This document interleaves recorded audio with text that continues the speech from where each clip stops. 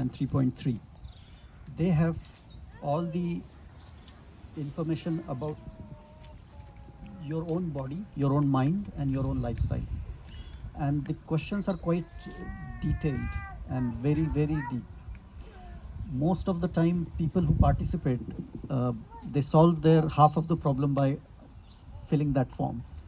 So when you fill those forms, I get that information with me, and then there is one-to-one counseling session for each participant with me and with team leader. Team leaders don't have access to the answers that you have given, only I have access, and I would be able to then counsel, guide, and change your lifestyle according to what obligations like job and family you have. And there the fine tuning of lifestyle happens in one-to-one session. But most of the tenets that are common across, they get discussed in 6 to 8 week session. And then you basically start with your own level and then you improve on that.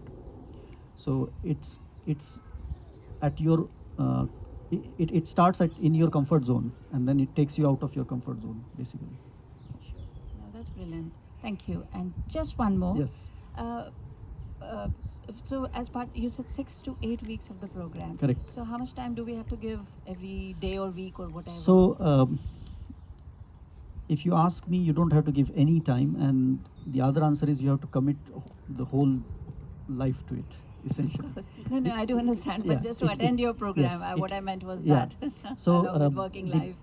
the changes happen in lifestyle, so it does influence all parts of your life, including your relationship, your emotional thinking, your mental health, your physical health, and diet. And as I said, that I want benefits to pass to your family. It does go beyond just you and your lifestyle. So coming back to your question, how much time you need? So every Sunday, most of the time it is Sunday. Sometimes when you have festival, I move it to Saturday. You have 2 hour session, 7 to 9, that is India time. So it is half 2 to 4, something like that. And those sessions are based on the chapters I have in the book. And those sessions are interactive, they are on Zoom. So that time you have to commit, but those sessions are also recorded. So you have access to recording in case you miss. And then you become a part of 10 to 15 people's group. And there you have to just update your stuff daily. So that takes maybe 5 minutes.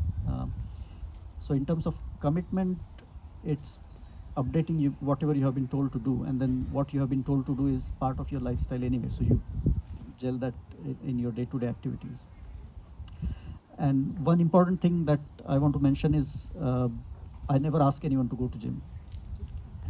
In fact, I myself resist going to gym, and I insist that you don't need to go to gym. So if that brings any joy, feel free to be happy. Yeah. Okay. Thank you. Yes, that was quite informative, as well as earlier talk. So my question is: do you believe at any age in your life and any the age-related issues or injuries, etc., are you able to come back to your ideal health? So I'll give you a couple of examples, and that always works better than saying yes.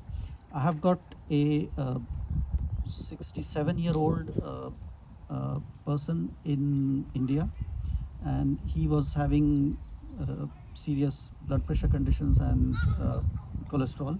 He had antidepressants, and he transformed his health, physical as well as mental, and he was cycling 60 kilometers a day, and then last program at his age he ran 6 kilometers, and the speed was just under 6 minutes per kilometer. And that to that level he improved his health. Then there was another lady who is I think 70 plus, and then there is another one which is 61, and she could do 108 Surya Namaskar in a day, and she had knee problem, by the way. So they did overcome that knee problem through the course by gradually improving on the stamina. So to answer now to your question after the examples, there is no age barrier. I've got participants up to 79 age and from 21. I don't take 21 in the normal course, in the course for the adults, but I do conduct a course for children who are teenagers basically, and that course is actually combined with health and career workshop with someone in India doing the career counseling. But for adults, it's open to all, and I have seen benefits coming for old age as good as anyone in the young category. Thank you. My second question is normally people get motivated into this because they've seen some challenges or something. What was your motivation from early age, as 8 or something, to get into these studies? And I think my motivation to I like sports and I like art and music, although I'm very poor at drawing and anything, but music, I like music. So one thing I was always finding, and that is also in the book, and you will also experience that whenever you actually do something slightly beyond your comfort zone or beyond your skill level, there you develop a concept called flow. There is a book called Flow, and that book explains how people can make their life happy. So it's a recipe for happiness, and that recipe is, if you continue to just go beyond your comfort zone and generate those hormones in your body, you'll be constantly happy, you'll be constantly improving on your past, and you'll be getting new skills. So that was one experience that I had. Now the actual motivation to get health was not really health. It was something about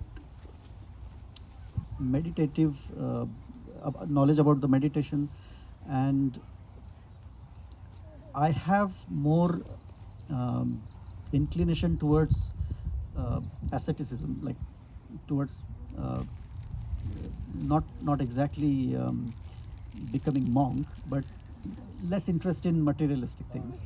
So that motivated me to get into spiritual area and yoga sadhana, and that is where the pursuit of health started.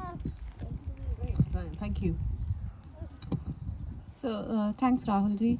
I was just interested in knowing what's the structure of each session. Is it a combination of yoga plus some discussion about your diet and Yeah. your changes that you've made? So most of the time, the first session that I conduct is about the diet, and that is largely about the timings of the meal and proportions and portions. I I don't change the quantity you eat right now. I call that as 100%, whatever you eat throughout the day, and then I just divide that in appropriate times and portions and things like that. And I prescribe few things uh, that you can eat, and that is your normal eating. So nothing unnatural or nothing that you don't find locally. So that's the first session invariably, and then subsequent sessions are some about yoga, some about mental health, and some about some activities that I would give every week, and then they are based on the book chapters. So the Zoom sessions are not where you sweat out. Yeah, that's what I was going Yes. So that I wanted to make clear. Zoom sessions are where you draw the energy to sweat out. Wonderful. And you do get a couple of sessions on yogasan and meditation, so they do happen in couple of sessions.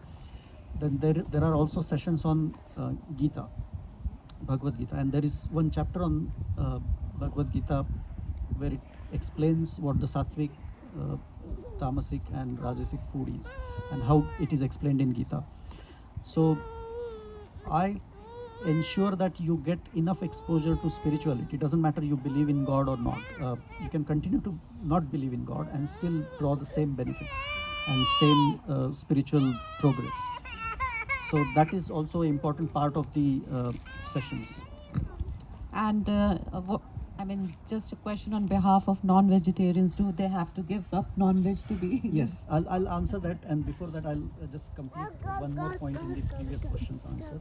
That there is also one session by doctors who are professionals here, work in NHS, and they do help me with any changes that people do need to make in their prescriptions and tablets, because they change the diet, and sometimes people who are diabetic need to change the timings of the tablets and uh, the amount and what they take. So all those changes are taken care of in that session by the doctor. So that's one of the sessions. Now on the meat, there is a chapter specifically on the meat, and then a sub chapter of that is on eggs. And I have detailed there my understanding. I'll give you one brief outcome of from it, and that is in Marathi there is a saying that "Antrun paun pi पसरावे," meaning you only spend as much as you can afford, right? So the same principle is applied. So the same principle is applied in what you eat. If your body can afford meat, you eat. If your morals afford or allow you to eat meat, you eat. So one of the important learning I had was you cannot have mental health without applying morality. If you're not moral, if you're not living a moral life, it is very hard to achieve mental health, sustainable mental health. You can be happy, but you can't be mentally at peace and healthy. Extending that morality test, I insist in the book as well as in the program that you must apply the morality compass to everything that you do, including your food. And define your morals, understand them, apply them everywhere where you can, and then see the benefits. So as long as you can afford to eat, you should eat. And by affordability, I mean that your lifestyle need to be that harsh. You can't be sitting on the sofa chewing a chicken leg and not doing anything. You can, and it does have its own consequences. So you can, if you do that, you just need to be prepared for that. So the point I always insist is your food must align with your hardship in the day.